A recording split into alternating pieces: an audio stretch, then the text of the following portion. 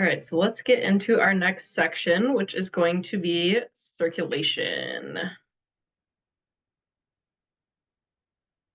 All right, so heart health is maybe less of a popular topic because it's just not as sexy as some of these other topics that we're talking about, like liver detox and gut cleansing and stuff gets a lot of attention on social media. But the reality is heart disease is the number one cause of mortality in this country, right? So if you're trying to avoid death, heart health is very important. Obviously, our last couple months of activities between, the digestion and liver is going to have a lot of effects on our heart health, right? Because decreasing inflammation, being able to absorb B vitamins better, all these things are really going to be helpful for your heart. And the dietary choices that we've been making the last couple months are going to be heart healthy choices. But today we're going to go beyond just the dietary part and go into the other things that affect circulation and heart disease besides what you're putting in your mouth. Um, so as you can see, everything I have circled in red on here are going to be circulation related diseases. And you can see like that's most of what we suffer from in this country. So we really want to make sure that we have adequate, healthy blood flow, healthy arteries to avoid most of these conditions. So one thing a lot of you guys have probably seen on your body composition scans that we do at the initial appointment is your visceral fat number. So if any of you remember from that scan, we want that rating to be under 10 because anything over 10 is going to put us at a huge risk for heart health complications because you're going to have an improper distribution of fat that is biased towards your organs. As you can see in the photo, subcutaneous fat is kind of the fat that you can grab. It's like the flabby kind that your pants cut into. Visceral fat is the unseen. It's ones that make us look like we have more of a like a pregnant belly, or it makes it looks like you're barrel chested, and it kind of like expands the rib cage.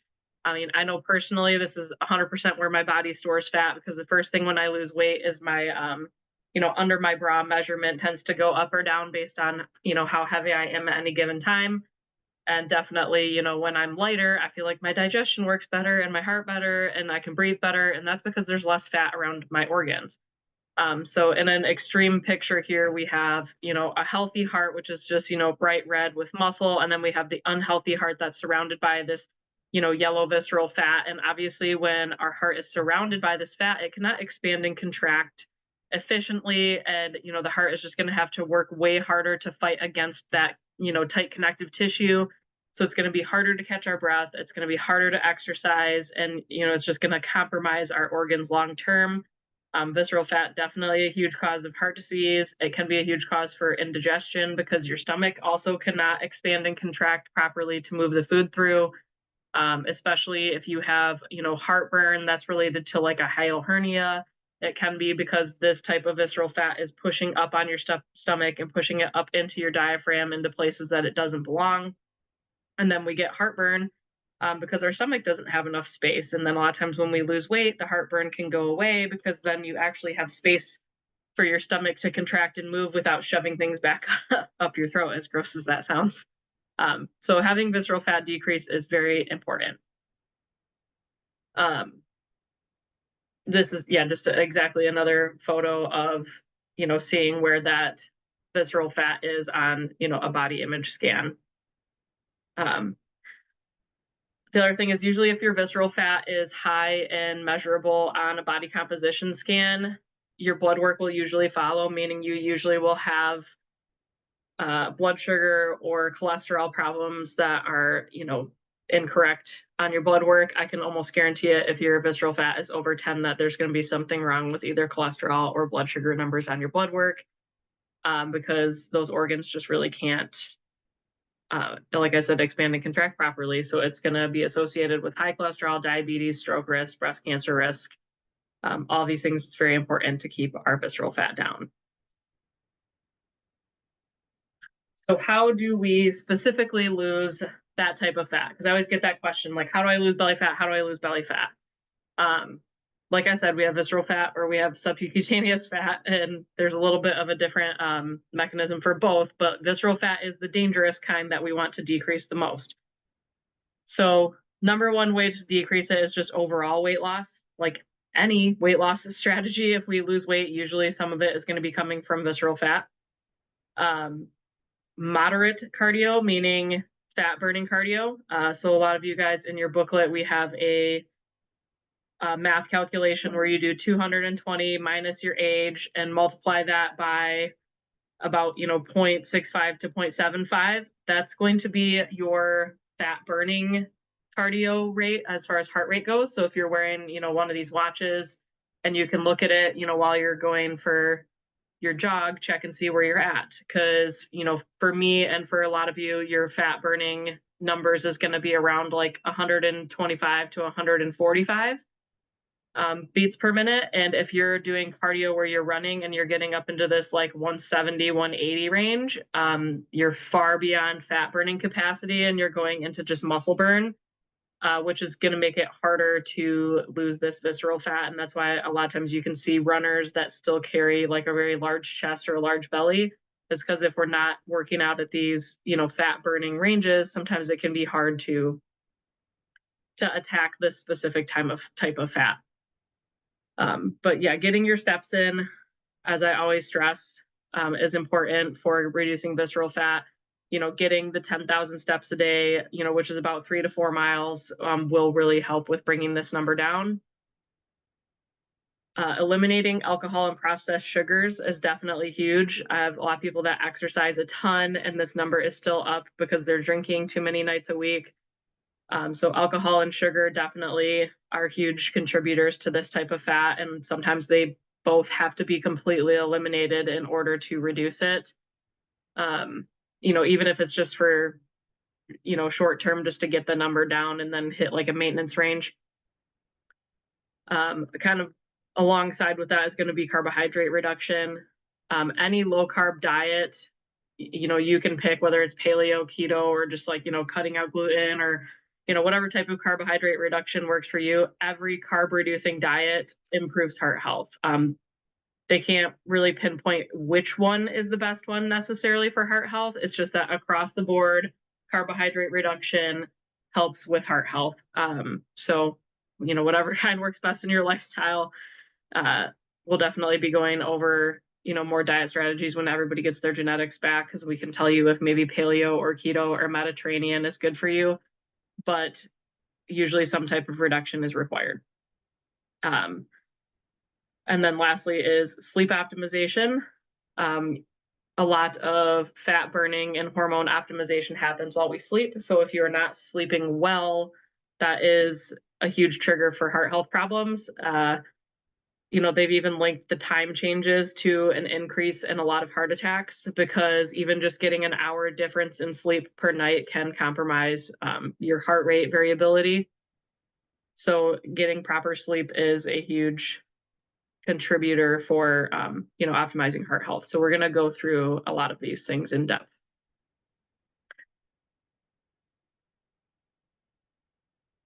So this is our my 10 C's for cardiac health. So number one is community, meaning being social.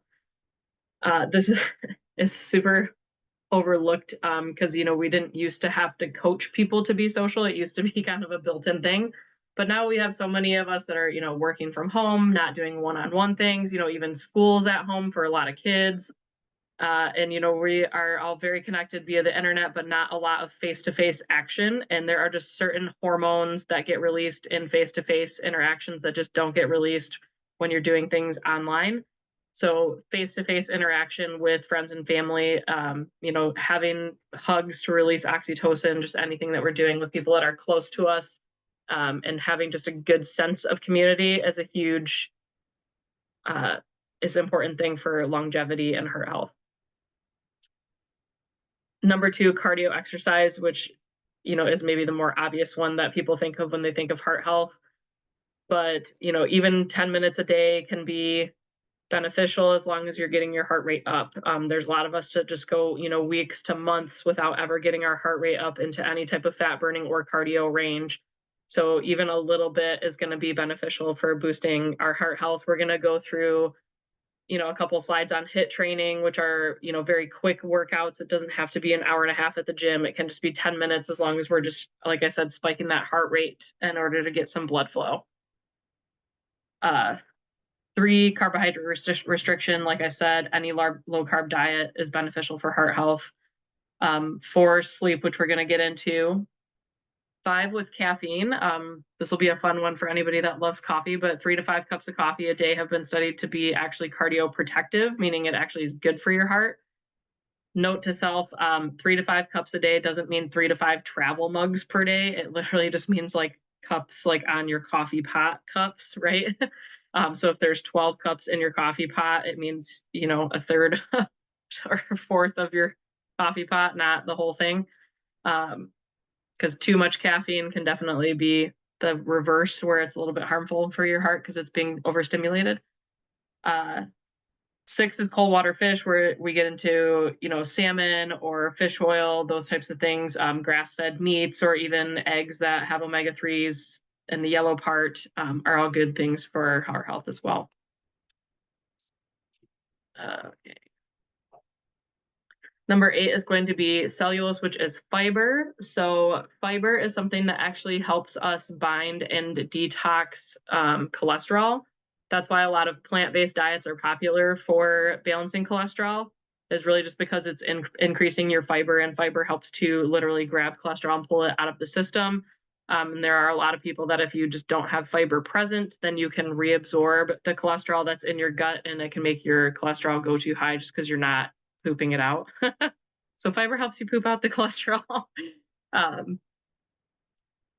7 is cold pressed oils. So this can be olive oil, nut oils, avocado, dark chocolate, those types of things. Any of our healthy fats, if you will, are going to be good for heart health. 9, clean air and water. Like I said, air can be difficult because, we can't necessarily control what's outside, but for some people it might be intelligent to move. I know we live in an area with a lot of air pollution, and then people will go to Arizona and be like, I feel amazing. It's like, well, moved away from all the factories, you feel better. But water is something where you can buy water filtration systems and control at least that part of what's in your home. 10 is going to be cold plunges. So whether we're talking about cold therapy or hot therapy with saunas, really either one is going to have similar effects on our arteries as doing cardio exercise. So especially if you're somebody that hasn't exercised or maybe is just starting to exercise, cold plunges or saunas can actually have the same effect on fat burning capacity and the same effect on your heart rate. I know if I go sit in a sauna, and I watch, the watch, and I watch my heart rate, I can get into fat burning ranges just sitting in a sauna. And definitely cold plunges get your heart rate up very, very quickly.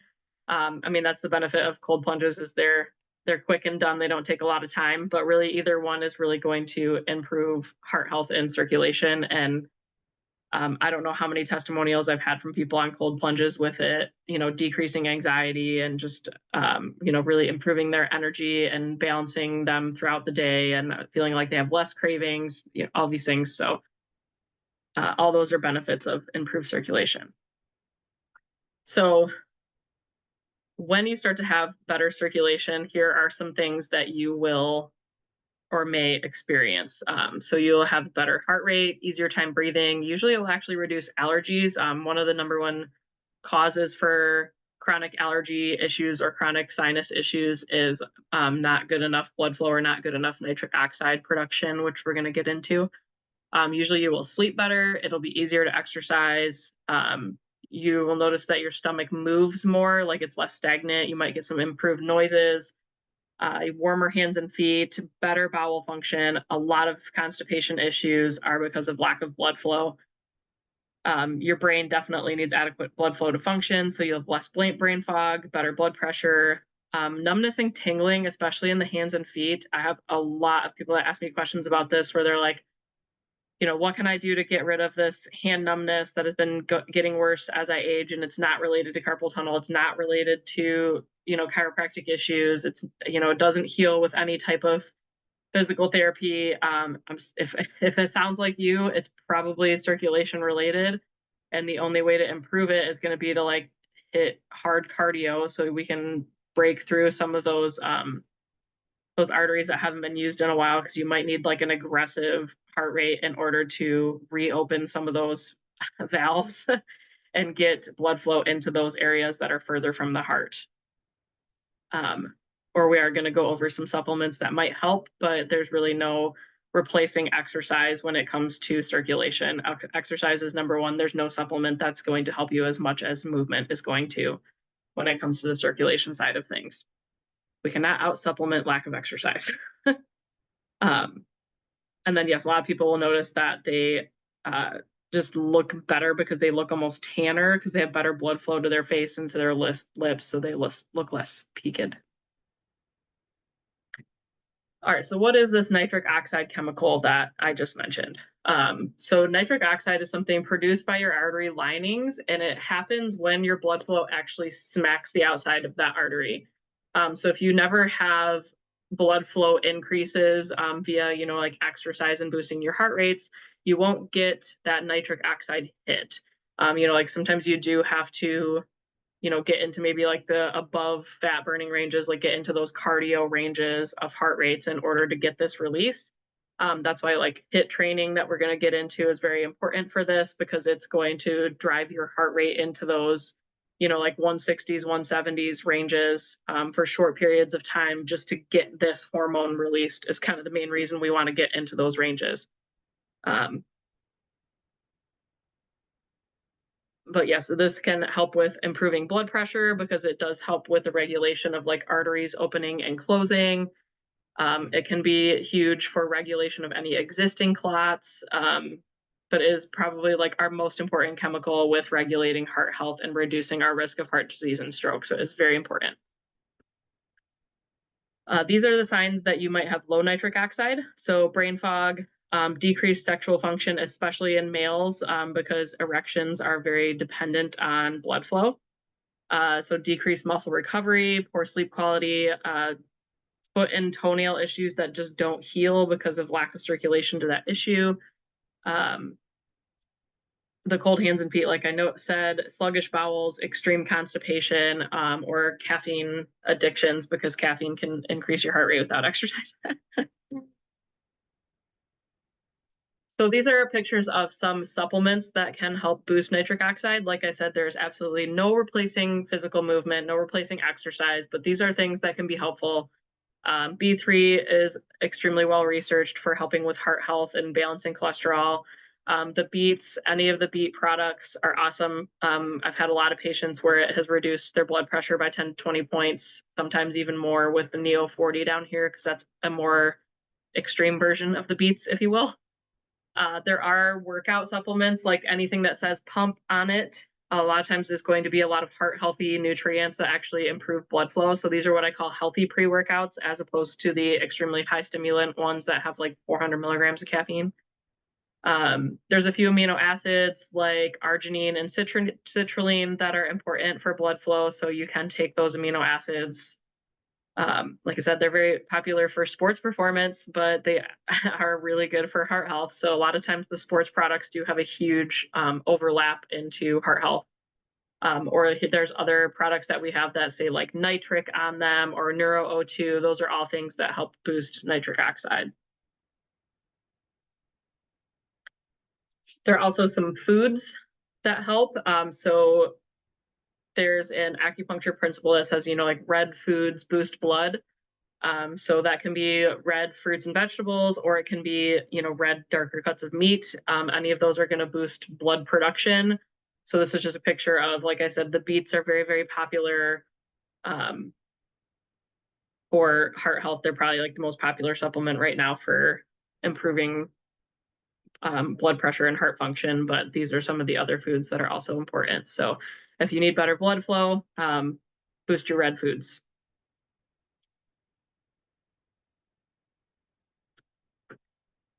Some things that might reduce nitric oxide. There's definitely lack of exercise, right? Because we talk about the importance of movement. But a few other things can be like leaky gut, like not having proper gut diversity, not having enough probiotics in there in order to produce it. too much dairy can decrease nitric oxide production in some people. Loneliness or depression can definitely decrease nitric oxide. And then another weird one is just mouthwash. It's like a low-grade antibiotic that decreases gut diversity, and anything that decreases gut diversity can also decrease nitric oxide production, which again is why we worked on the gut stuff, phase 1. All right, so top 4 diets for blood pressure control. Like I said, any low-carb diet is going to be good. Paleo is a good example of that, which we will have an entire PowerPoint just on paleo, an entire PowerPoint just on Mediterranean. Not going to get into that right now. But also the DASH diet is important, because DASH diet, what it does is it improves your sodium to potassium ratio. Because the problem is a lot of us eat too much processed food, or too many potato chips, just to talk about a stereotype. And there's a whole day's worth of added sodium just to potato chips. So we have way too much sodium and not enough potassium, because a lot of potassium you get from your fruits and vegetables. But a lot of times, once we've gone through the past 2 months of our program where we've really increased our at-home made food, the sodium tends to be less of an issue, because foods that you're making in your own kitchen are not pre-salted and don't have a ton of sodium added to it. So a lot of times you're halfway to this DASH diet just by cooking at home and not eating out and not eating a bunch of processed foods. But boosting some of these potassium-rich fruits and vegetables can also help improve the blood pressure as well.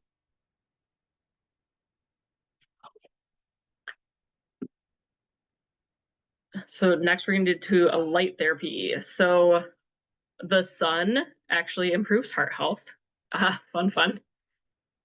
So sun exposure directly on the skin is a huge nitric oxide booster.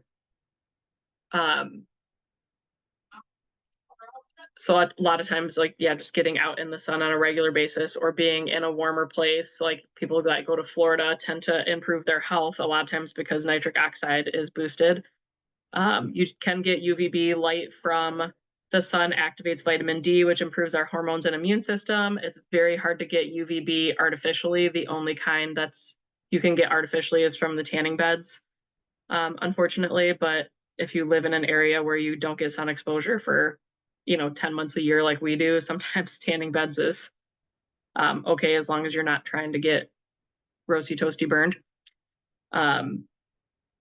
Red light saunas are another thing that can improve cardiovascular health. Although you don't get the vitamin D boost from them, they still are going to give you the nitric oxide boost.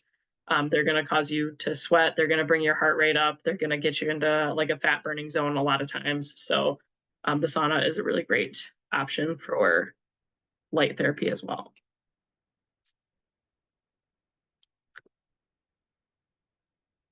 So on the same lines of like getting sun, we have all these like earth-made therapies that we've come to take for granted, right?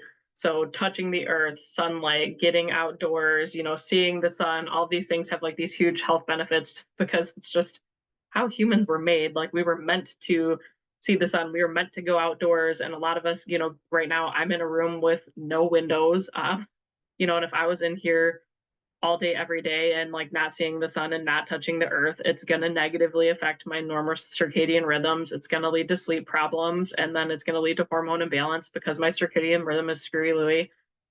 So yeah, getting outside, getting sunlight, touching the earth, all these things are very positive for, balancing our hormones, balancing our brain, making us happier. Getting outside and walking barefoot is super good for the bottoms of your feet, great for circulation, great for learning balance. A lot of people lose balance in their feet as they age just because they never go barefoot. So, getting out and working all those tiny little nerves in the bottom of your feet is very important for keeping our coordination and balance long term, right? So sometimes you just gotta go back to being a kid again, go outside, play in the sand, jump in the lake. We have a lot of these things available near us, and they totally get taken for granted.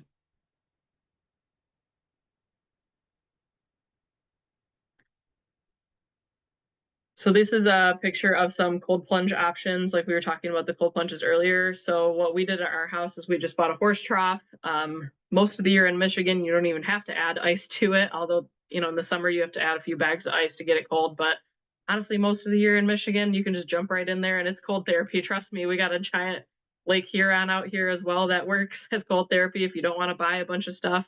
You know, you can buy the cold barrels. You can buy you know, a million different tubs all the way up to $3,000 options that regulate temperature like a hot tub. But um, any type of cold therapy works, no matter which type of these things you're jumping into. Even if you're just starting with a few seconds of cold at the end of your shower, it can still count as a cold plunge, and it can still be a great way to improve heart health and um, you know, improve your artery health for sure.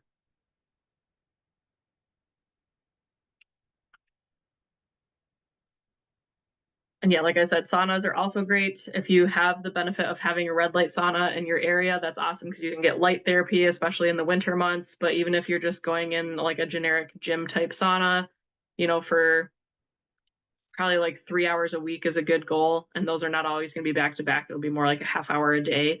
But that's great for detoxification. It causes you to sweat. Sweating is a very underrated version of detox, right? So a lot of us, you know, we just went through the detox last month for this program, and we worked on the nutritional part of detox. But sweating is a huge part of detox. And in the winter months, sometimes you don't sweat unless you go work out or unless you go into a sauna. I know for me, even in the winter when I work out, it's hard for me to break a sweat just because, I mean, it's Michigan, it's cold. So improving your detox through actually sweating is a huge benefit to going into saunas as well, besides the fat burning and increased heart rate and artery health part of it. The other good thing about the getting outdoors, like we said, with the grounding and the sunlight, is the sun does set your circadian rhythm and really sets you up for a good night's sleep. So getting sunlight to your eyeballs the first 15 minutes after you wake up really sets the tone for the whole day. We have, you know, a very regimented thing where we walk the dogs every morning before work, and that's our, you know, we see the light. We, you know, usually walk out in nature, so we're getting some nature time, some grounding time, and my sleep is always better when we do this. And if, you know, we have a week where it's like thunderstorms all week or like a crazy north wind and we're not going out and getting our walk in, I can tell you I notice a negative effect on my sleep immediately because my circadian rhythm just gets thrown off. Light dark cycle is very important for balancing, you know, our adrenals, for balancing our hormones. You know, we're going to get into this a little bit more in our adrenal lecture, but seeing the sun first thing, very important. Even if you're just sitting on your porch drinking coffee, if you have problems with sleep, you have problems with insomnia, you have trouble falling asleep, I really want you to try to see light first thing in the day. And then an added benefit is if you can even see the sun setting in the evening. Those things are really good indicators for your eyeballs to start releasing the proper hormones for sleep. So, sleep and heart health. A lot of you probably wear these, you know, fitness watches or the heart rate variability watches like these. Like there's the Aura, there's the Whoop, but now even a lot of the smart watches are starting to do it, like your Fitbits and your Apple Watches. They give you these recovery scores and they give you these heart rate variability scores based on how you slept the previous night. And if you didn't sleep well, your heart rate variability score will be low or not very good, meaning that your heart is not able to handle stress as well. Whereas if you have a good heart rate variability score, it's usually because you slept better and then your heart can tolerate more. You know, these fitness watches do this, you know, to tell you, oh, yeah, you're good to work out or you need a rest day.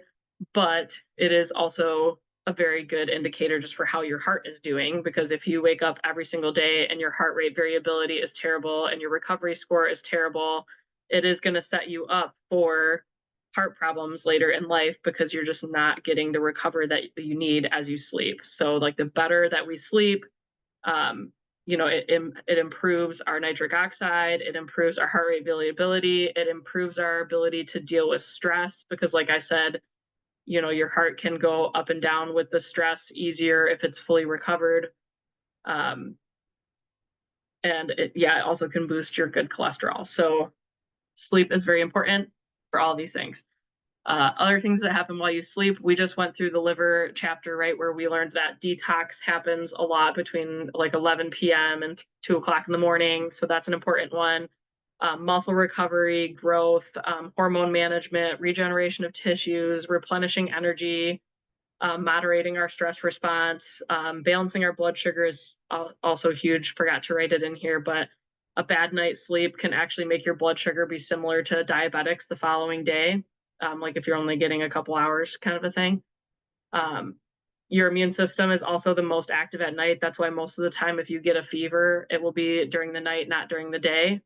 That's why most time when kids get sick, it'll be in the middle of the night because that's when your immune cells are the most active and trying to clean things out. Also memory consolidation. So, whether you're studying or you're a student or trying to pass exams, don't pull an all-nighter because your body actually forms memories as you sleep. All right, so sleep strategies. When your guys' genetics tests come back, we can get into more personalized sleep strategies, or there is a part in my book that has sleep strategies based on your genetics findings. These ones are going to be more generic towards everyone, but yeah, definitely look into the ones that are more specific to your genetics findings as needed. So, few things. One, stop drinking liquids after 7 p.m. So if you have trouble with waking up to pee a lot at night. I know one that is very helpful for me, and I am the low MAOA gene type. I have to stop eating a while before bed. If I eat dinner really late, like 8 p.m. at night, I cannot sleep because I'm just like way too hot and way too stimulated. I sleep better if I'm on like an empty stomach. And so a lot of you with that MAOA thing will probably feel the same way, as opposed to my husband who has like a fast or a high MAOA. He kind of has to eat before bed because otherwise he'll wake up and eat in the middle of the night. So yeah, that one can be a little bit dependent on your genetic findings, but eating protein 3 times a day is going to be helpful for either genetic type, just because that's going to help balance your blood sugar. It's going to balance your cortisol so that you're not having stress hormones released as you sleep. Be aware that if you are just going into keto or an extremely low carb diet, that it can interrupt your sleep. Carbohydrates are technically like a sedative. That's why eating too many carbs can make you lethargic. But if you eat no carbs, sometimes it can stimulate you like too much. I know when I tried being dedicated keto, like to the, measuring version of keto for a few months, I was so hyperstimulated. I did not sleep very well. And I figured out that I actually do need a little bit of carbs in order to have that sleep and the rest and digest part happen. So nose breathing helps to increase nitric oxide, and it helps to have more restorative sleep that's good for your heart. So if you find that you sleep with your mouth open, try mouth taping, which is where you actually take a piece of just, tape that you would put on a present and put it from your top lip to your bottom lip, just to remind your brain to keep your mouth shut at night and to learn to breathe through your nose is important. If you can't breathe through your nose because of allergies and chronic sinus issues, then you might want to go back a few slides to some of those nitric oxide boosting supplements so that you can start to breathe through your nose through the night. I know taking the Beet products like the Neo 40 really helped me with being able to breathe through my nose at night, especially during pregnancy, because I was starting to have a really hard time breathing with something sitting on my diaphragm. But taking some of the Beet products was really helpful for me for that. There are a lot of supplements that can help for sleep health.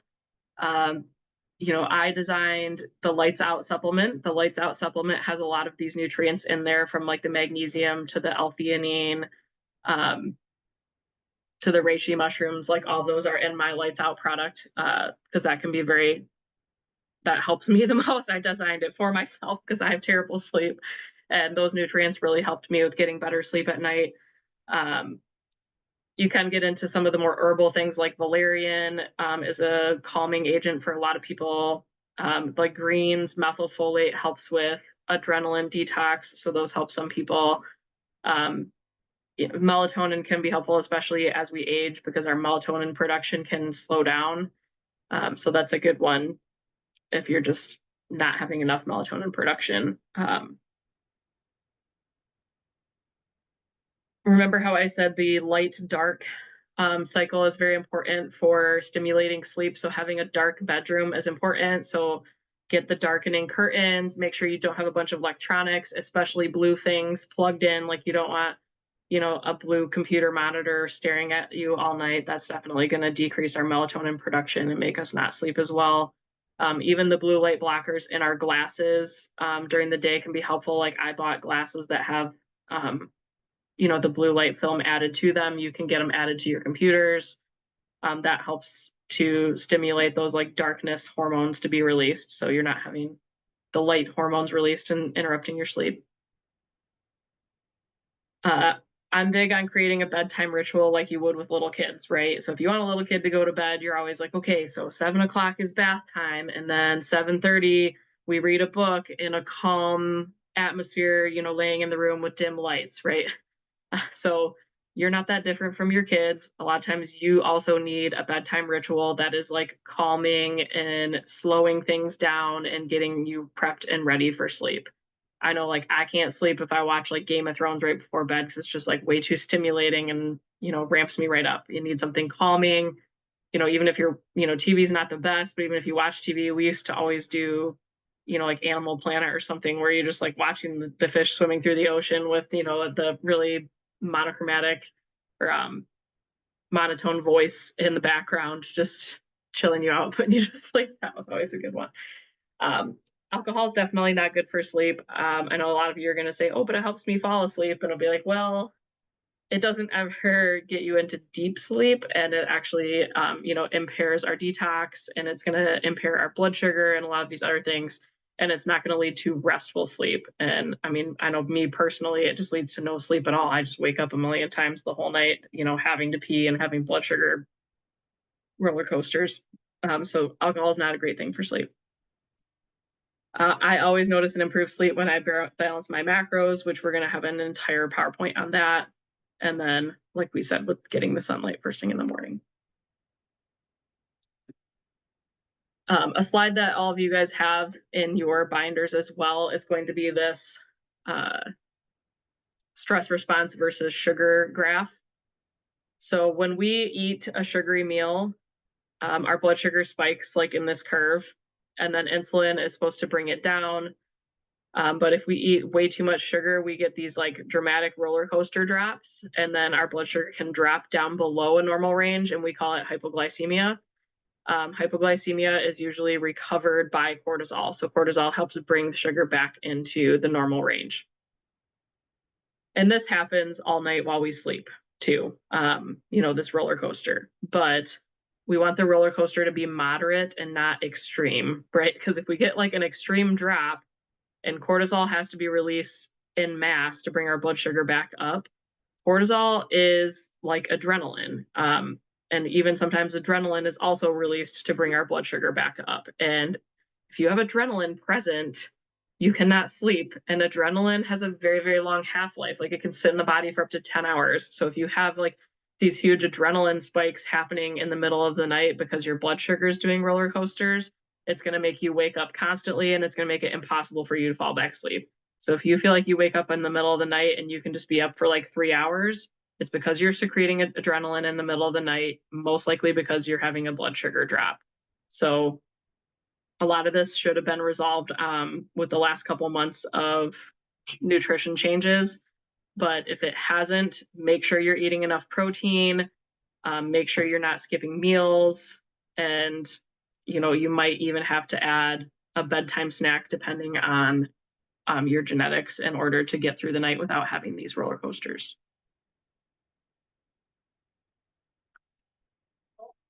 So this is correct versus abnormal rhythm of hormones. So You can see cortisol is going to be the blue one here on the left. Cortisol is supposed to be high, at 8 o'clock in the morning is supposed to be when it's the highest.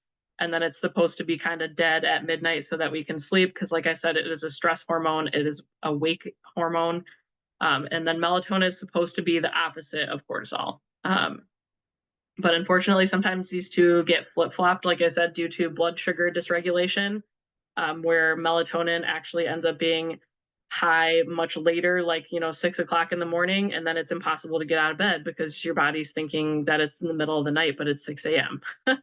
So again, the way that you prevent this or fix this is balancing the blood sugar, getting that morning sunlight, decreasing stressful activities in the evening.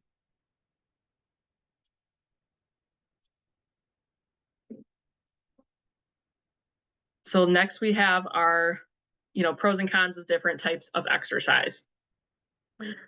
So movement is life. I think any movement is better than no movement. That's why my number one rule is just to get your steps in per day.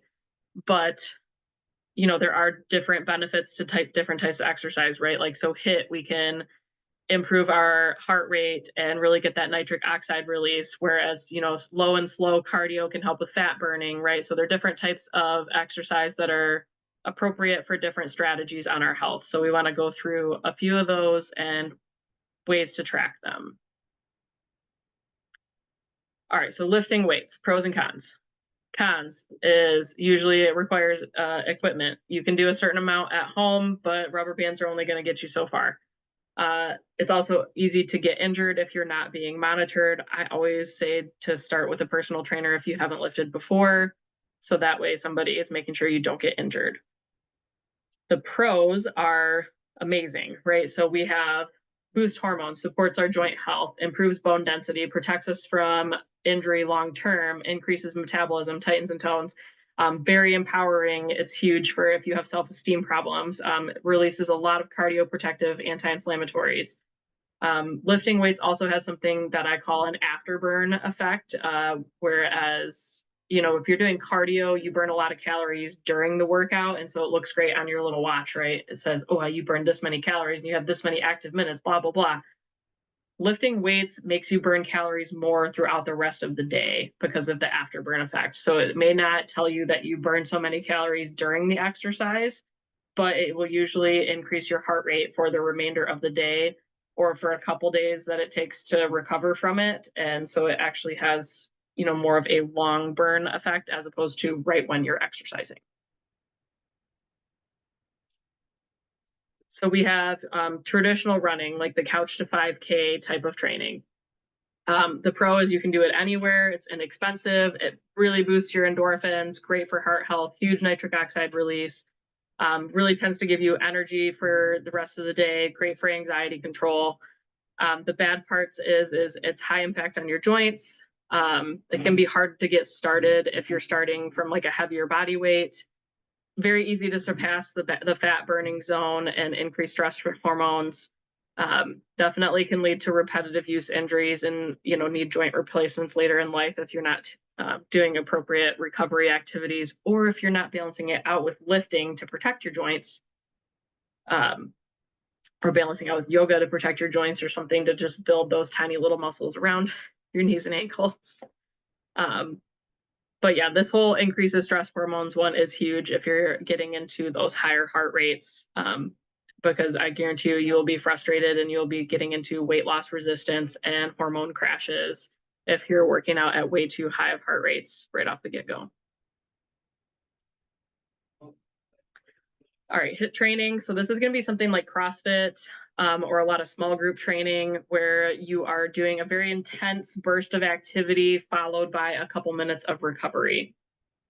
So as an example, you would do like air squats for 2 minutes probably more like 30 seconds followed by like a 1 minute rest kind of a thing if you're just getting started. But there's always this, okay, go as hard as you can and then rest. Go as hard as you can and then rest. So the pro for this is you can do it with any exercise type, right? So you could do sprints, you could do squats, you could go up and down the stairs at your house, you could do burpees, you could do, any type of lift. It's just like I said, you're doing that intense, maybe 30 seconds to a minute of activity followed by, up to 2 minutes of rest. This is ideal for heart health. It's great for nitric oxide release.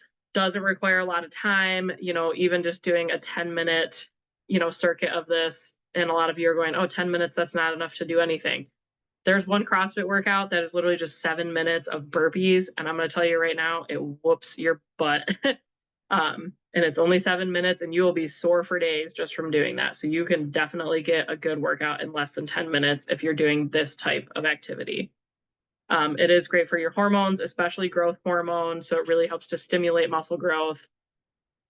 Like the cons, like I said, is a lot of people will feel like they didn't do enough. So they convince themselves out of it because they think they didn't try hard enough. So it's like it tricks your brain almost. It can be easy to get lightheaded when you get into these high heart rate ranges. It's easy to overtrain if you're not giving yourself the proper rest in between sets, because the rest period is very important for this type of exercise. And if you're not resting, it can make you more prone to injury. We have walking, which I know I preach about constantly. Walking is great for decreasing visceral fat. The great thing is you can do it anywhere, no equipment. It can be very social. It's great for gut health, improving motility, inexpensive and great for beginners. The bad part is it can be hard to get our heart rate high enough to get into a fat burning zone, especially if like you're in pretty good shape already. And then secondly is shoe quality is important to prevent injury. If you're getting like a lot of miles in, definitely get good shoes. Make sure that the toe box is wide enough and you're not getting squished feet. A lot of us are addicted to shoes that are too tight. So make sure your foot has space to spread out. I have a good strategy for this is put your foot on a piece of paper and draw the outline of your foot. And then take your shoe and put it on top of that outline. Make sure the shoe is bigger than the outline of your foot. And you're all going to be surprised at how often you're buying shoes that are too small for that. You can make walking more difficult by adding a weight vest. I'm big on that. If you add a weight vest to walking, it becomes a weight-bearing exercise and it can improve muscle mass. It can make your heart rate go up into the fat burning zone. So really easy way to do advanced walking is just put on a weighted backpack or a weighted vest. Make sure the weighted backpack has a waist strap so you don't hurt your back. Then we have biking and swimming. Biking and swimming are awesome as far as there being low impact exercise if you have joint problems. The con is you need a lot of space. Sometimes it's seasonal. A lot of times you have to purchase equipment or a gym membership in order to have the space to do it. But it is super awesome if you're battling injuries, even for like pregnancy, that can be very helpful because, like when I was pregnant, I was almost 200 pounds. There's no way I was jogging at 200 pounds, but I could sort of bike in a weird moderated way where my legs were out like a duck. So it didn't hit my belly, but at least just low impact and did something for cardio health. Then we have yoga. Yoga is awesome for stress control for sure. Definitely teaches you a great breathing strategies. I think it's great because it teaches you a lot about your body and just like muscle mechanics in general. So it really translates really well to other types of exercise and sports to make your joints just like healthier and more stable to be able to take on different types of movement. But it does really improve circulation. It's really good for muscle balancing, especially of areas that are too tight. Yeah, the con is it can be hard to get the heart rate up unless you're doing like a hot yoga or a vinyasa class. But I tell you, if you do hot yoga, your heart rate's going to be in fat burning zone or above for sure.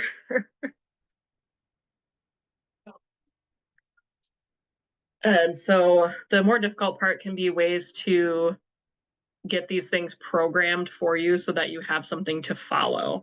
So I have 3 top options here. I'm just including the 3 things that have worked the best for me. So the 3 things that have worked the best for me as far as like keeping me accountable, telling me what to do, just making it so I didn't have to come up with the workout. Something else was telling me what to do. We have the First Form app, which you all have links in your booklets for that. Personal training or small group workouts. So the First Form app, this is the link. I love it because it's like checklist style, so I can check like, yes, I hit my macros. Yes, I drank my water. Yes, I did my workout. Type of a thing. You can choose your workouts like in the left part of this photo. You can pick beginner, intermediate, or advanced.